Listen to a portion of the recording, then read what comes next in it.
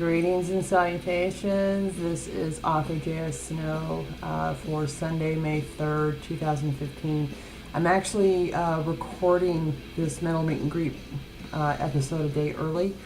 The reason is I'm waiting some very sad news any time now. Just when I thought I climbed completely out of the grief cave, it looks like my head is just poking out now. I'm looking around, but I might be climbing back into it. My grandmother, she's 88 years old.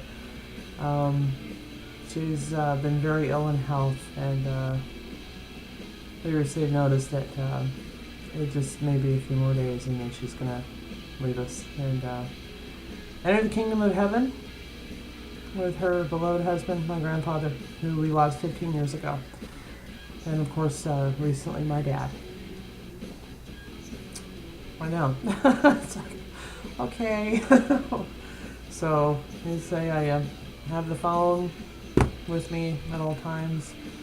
I'm jumpy every time it rings, every time a text comes in, I'm just like, not that I think I'll get a text about, when she dies and really feel for sure someone's going to call me, but so that's where I'm at. So that's why I'm recording this early. I want to make sure that this is uploaded for sure for all of you. So I made a promise to give you all my review finally of 50 Shades of Grey, the movie. Now, I never went to the premiere. I had another commitment that day that I had to be to. Also, this is very private that I'm going to share with all of you, but I have this deathly fear of packed movie theaters. As in, a bomb hitting it, a terrorist act, the place just simply lighting on fire and you're trampled to death trying to get out the exit. I know, I'm one of those. Yeah, okay, all right, but I do. And then let alone being surrounded by a bunch of screaming women. Oh my God, it was terrifying. The thought of just being in that theater, just literally, it was paralyzing. And the fear was so bad. So I didn't go. Really glad I didn't go. However, I bought it on iTunes Friday, gave it a watch. Before my formal review, let me just say this. It is rare, very rare, that a movie will ever live up to a book. It just doesn't happen very often. There's just too many factors in play. You've got time allotment, you've got a rating system that you have to adhere to. Mainly it's the time allotment. You look at great movies that were derived from novels and that were a success and were able to be translated correctly, like Gone with the Wind, for instance, Grapes of Wrath. So many classics that just really translated very, very well. But then take an amazing classic movie like The Ten Commandments. How much did it leave out? A lot. So with 50 Shades of Grey, if they were to put everything in the book into the movie, it would have been roughly 4 hours long. All of the sex scenes, yeah, that would have garnered an NC-17 rating, which is death to any movie.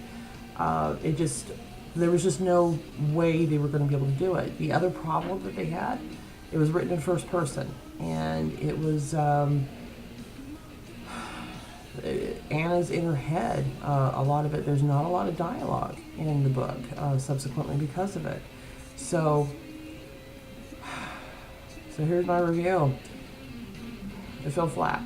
It just did. It felt rushed. The entire movie just felt rushed. Now, I understand that they had to switch things up and switch things around. So I didn't really, I didn't harp too much in my review on that it didn't stick to the book exactly. I understand there was no way they really could have. And especially with it being written in first person, they had to vocalize her thoughts. So to the movie. Um, Anastasia Steele, played by Dakota Johnson. Whoa, no, not good. Anna in the book is very introspective. She's very timid, very shy. Has a hard time meeting anybody in the eyes, let alone Christian. Dakota portrayed her a little bit too buoyant, a little bit too happy, a little bit too extrovert. It didn't work for me. I was just like, Anna wouldn't have acted that way, or she wouldn't have said that, or I don't know. I think the director missed the mark with how she directed Dakota to play the role. I really do. I mean, the script was fine, but just Dakota's facial reactions, just her overall buoyancy throughout the film, just it didn't carry it off. I'm sorry. She's a fine actress, but just ugh. Now, Christian, played by Jamie Dornan, very well done. I was really pleased when he was cast as Christian. Christian just has that intensity, and it really showed on Jamie's face. He did that very, very well. I thought he carried it off quite well. You get that coldness and that aloofness from him that you expected in the book, especially. It was good. It was really good. Now, book 2, 50 Shades Darker, therefore the movie, 50 Shades Darker, will be touted as a suspense. Well, it is a suspense because book 2 is a suspense. So I'm really looking forward to how that's going to play out. The rest of the casting for this movie really missed the mark. Even throwing in a heavy Hollywood hitter like Marcia Gay Garden. Oh, jeez. I knew I'd screw her name up. Harden? Grace. She's the woman that played Grace, okay? She is a phenomenal actress, award-winning, I mean, just amazing actress. They did not play her to the fullest extent. I mean, I really was disappointed in that whole thing. But the whole casting of the movie just felt off. Generally who you picture in your head to play these roles is never what's thrown on screen. I get it. But this was just way off the mark for me. I just felt a disconnect throughout the whole thing. A lot of the sub-characters were more like afterthoughts. They were so quick and just such a blip, and they have such a stronger presence in the series. I hope they rectify that with the second movie. I really do. Seattle was portrayed beautifully. The scenery, the skyline, but what I enjoyed the most, you're gonna find this funny, the traffic. I love the aerial shots of the freeway system there. It is that busy there. It is that congested there. Don't move there, please. Those poor people are having to deal with traffic there enough. It's nuts. I mean, I don't know how they're gonna do the chase sequence in book 2 on I-5. No way. I mean, even when I read it, I went, not happening. It'll be interesting to see how they pull that off. So overall, fell flat. Was not. Oh, and I gotta slap the hands of the movie makers on this one. They changed the final sequence, and not for the better. If you all remember reading in book 1, the final sequence where he whips her with a belt, she was wearing a robe. She was not fully naked. I reread it. And the movie makers went all the way with that, and that did not sit well with me at all.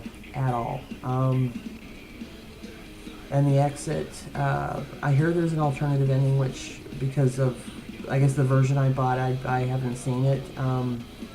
But I guess it does showcase her collapsing on her bed and howling and being very distraught because she left him. But just the final punishment scene was just, no, that resonated. I think it a lot of triggers for a lot of people, I think. I'm one of them, obviously. So, missed the mark. I think one of my favorite movies that translated well from a book, that really showcased that you can if you put enough effort into it and really put your time into it, and really, a good script writer apparently is worth their weight in gold. The Green Mile. Of course, I'm referencing my favorite author, Stephen King. The Green Mile was genius. Absolute genius. That's the way you make a movie. That is the way you do it. So, I hope whoever the script writers are for movie 2 will take note. I really do, but what the hell do I know? Now, how does 50 Shades of Grey fit into the world and life of author J.S. Snow? Believe it or not, this book launched my career. Funny story on that. I've always been a big reader my entire life, since the age of 11. Love books. I love reading books. I gobbled them up like Pez, right? Well, when I became an adult, my favorite hobby, reading, kind of went by the wayside because I now was working full time and trying to be a productive person in society. Then I had my daughter, and raising her just took precedence, and reading just kind of took a back seat, which was sad, but it did. And I'd say 2010, a coworker, she loves reading, big, huge fan, and she was talking about this book. Have you all read 50 Shades of Grey? I had never even heard of it. I didn't know what the hell she was blabbering about. I'm like, oh, none of us had. She loaned it to me. I read this book and just gobbled it up.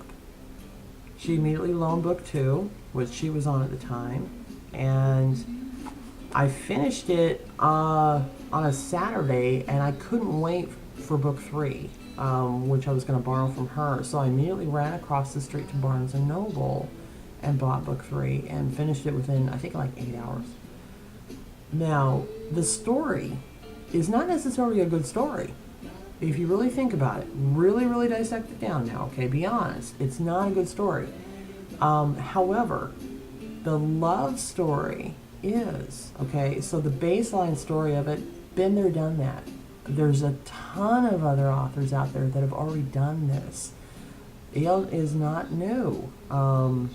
She simply had brilliant marketing and hit the wave at just the right time. And Mecca, stratosphere time, okay? It made it acceptable for the mainstream to read this. But BDSM, oh please, this is soft. Christian is actually a very light dom compared to regular doms out there. He's actually kind of a softie. So why do I love these books so much the way I do? And why do I reference back to them? In my research and in my education, if you will, as an author. Character development. E.L. James has got character development nailed down pat. Seeing the development of both Anna and Christian especially, from book 1 throughout book 2, and then ultimately book 3, was a joy to watch, was a joy to read. It was just, she sets the scenes beautifully, but just getting them both to just grow up, and they're essentially two young people growing up, where Christian's just been this closet adolescent for so long that he hasn't really had a chance to grow up. He just catapulted straight to success. Anna, of course, is just fresh out of college and naive to the world, and now we need to watch these two grow up together, and it's a joy to read. I think I've read all 3 books now, going on about 9 times. Again, not because the story is all that in a bag of chips, not because the sex is hot or anything like that. It honest to God is character development and learning from this author, E.L. James, who I study how she paints the picture. And you end up falling in love with her characters. You end up falling in love with the sub-characters. She's where I learned how you paint the picture of a good sub-character. I have been honored that within my series and people that have read my series, they've fallen in love with my characters. And I owe that to 50 Shades of Grey. So, Stephen King, of course, will always be my go-to guy for crisp, clean writing and don't annoy the reader with unnecessary stuff and and scare the hell out of them. Keep him guessing. That's what I learned from Stephen. Keep him guessing. I also learned a lot of things from J.R. Ward. Two heavy hitters in the industry, without a doubt. E.L., I congratulate her. Leaps and bounds. Magnificently portrayed story of two individuals growing up. That's what this series means to me. BDSM, whatever. Red Ribbon Pain, blah, blah, blah. I mean, there's catchphrases now. And the catchphrases weren't all that in the movie either. It was like, it missed it. I mean, seriously, this movie it missed the mark. So, movie 2, I'll probably do the same thing. I'll probably wait for it to come out too. So then I'll post another review. Okay, so exciting things happening in my world. Forgive me, my eye itches all of a sudden. I'm finalizing some things in my personal life, so yeah, it's gonna be fun. It's gonna be good. I'm excited. Ever since I made the decision, blessings and things have been falling into place. I know this is a good decision, and I'm happy about it. Really happy about it. So, yeah, it's going to be good. Really good. And everybody I've talked to so far, very supportive. Very, very supportive. So, can't really say a lot about it. As it gets closer, of course, I'll announce it here. And more importantly, because of the delay in the series now, due to my taking some time off to grieve, the death of my father, and soon the death of my grandmother. Reconciliation, I'm shooting for an August release date, but it could be September, whatever. But what that does is that pushes the entire series release dates out. What was supposed to happen this year, 2015, was Reconciliation in spring, then Temptation in the fall, and then Admiration by Christmas. You know, that's not going to happen. So, to make it up to all of you, because I love you also, and your support and just sticking with me and being patient, I'm going to gift you all with something. I'm going to get Reconciliation done by this fall, and then one novella will be released in this series. It's brand new. Originally, the series is touted for 5 novels, 2 novellas. Make that 3 novellas. Attraction. And exclusive only to this video that you have patiently sat through now. Here we go. You will get the exclusive blurb. Hell's Redemption has been lucky to have the success they've had thus far. They owe a large part of that success to one of the greatest managers in music, Doc Madison. His assistant, the beautiful yet ruthlessly mean and efficient Angela Ramirez, is his right hand. He is grooming her to one day take his place, and this means allowing no distractions that could stop her from running a music management empire. A strict, uncompromising rule has been issued with regards to all things romantic for his assistant and any client he represents. She is off limits. Doc won't take unnecessary risks when it comes to his assistant, let alone losing her because one of his clients can't keep it in his pants. Rock stars live the lifestyle of sex, drugs, and rock and roll and make no apologies for it. The last thing Doc wants to see is his assistant suffering from a broken heart because one of them used her just to add another notch to their bedpost. He's made the penalty for breaking his rules so severe, all of his clients adhere to it. Until now. Magnetic charm, fascination, allurement, enticement, and subtle attraction to one another has always been the case for Drake Mitchell and Angela Ramirez. However, with finally indulging their desires for one another, they are now putting the future of the world's greatest heavy metal band at risk. Attraction can be a dangerous thing, for it most inevitably leads into temptation. When the two collide, all one can do is succumb to the pleasure and magnetic force that acts between oppositely charged bodies, tending to draw them together.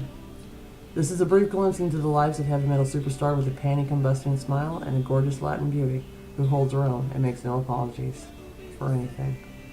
This is the story of their attraction. Drake and Angela. I think one of my betas right now is she's doing cartwheels. You're welcome. What is it going to be, you ask? It will be the night, the first time they get together. The very first time. Why do I omit these saucy, sexy scenes that later end up becoming novellas, you ask? The Metal Prodigy series really is a romance, but it's here. Not necessarily physically. It's here and it's here. I don't want to be, as you all know, the typical cookie cutter romance author, where I'm just throwing out a sex scene and then some dialogue, and some sex and then more dialogue, and suspense and some sex and dialogue, and just, no. I want my books to make you think. I want you to feel. I want you to think again. Enjoy some sex. Sex is good. Sex is good. But it shouldn't be all of it. I mean, any writer really can throw out a bunch of sex. Please. Writing a sex scene is only difficult because you've got to cover every single little detail.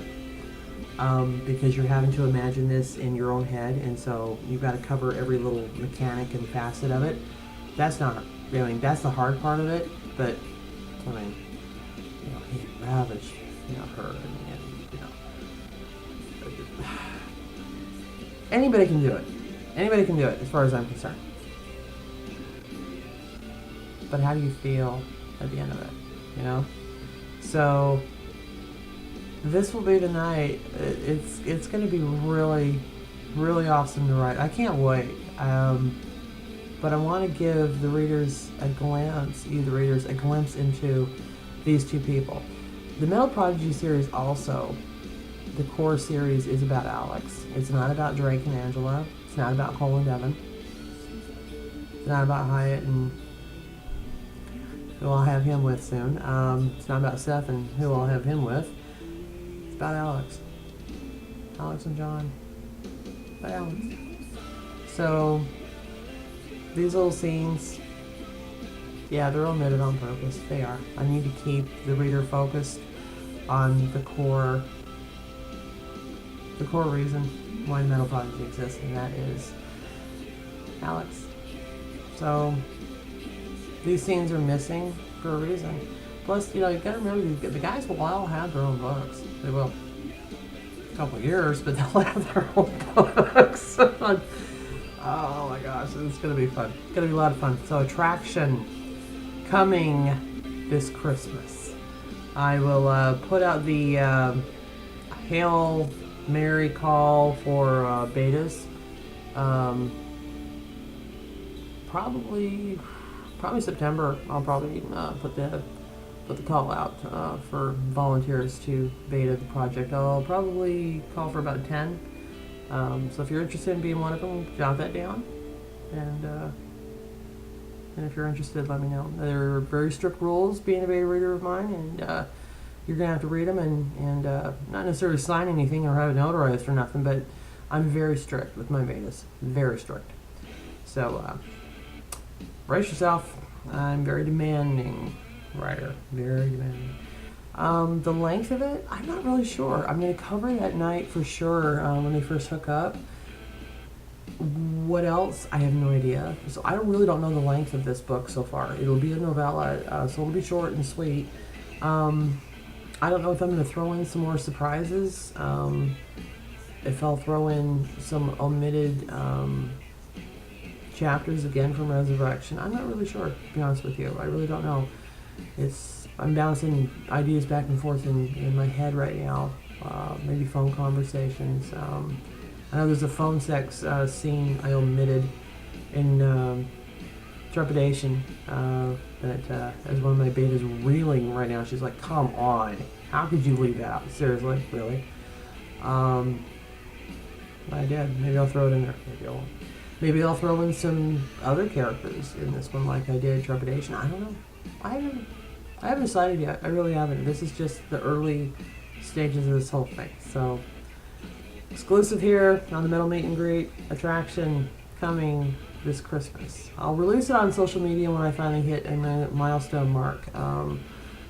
Looks like I'm Facebook. Looks like leading the charge with most followers. So soon for Facebook. All right, that's it for me. So I'll let you know when I'll be heading back into the cave. I can't believe this. Oh, and claiming that update. I don't know. The story was submitted to my team, and I'm just waiting for feedback. And apparently, there's some form that I guess there's a link or something. I don't know. I gotta get with it. I gotta get with the project later and just say, huh? I thought it was gonna be emailed, and it wasn't. And okay, so I'll figure it out. Whatever. But so far, so good. I guess. Whatever. Claiming June 20th. Go buy it. 99 cents. Who cares? All right. That's it for me. JS Snow. Have a great Sunday. Have a great week. And hopefully... No. I can't say that, can I? Just keep your family in my prayers. We're going to need it. Here we go again. I love the woman. I love her very much. My last remaining grandparent. This is it. Never had to today. Never. Thought she'd outlive us all. Didn't look like it. I love you, Grandma. Very much. Alright. Signing off. Have a great week.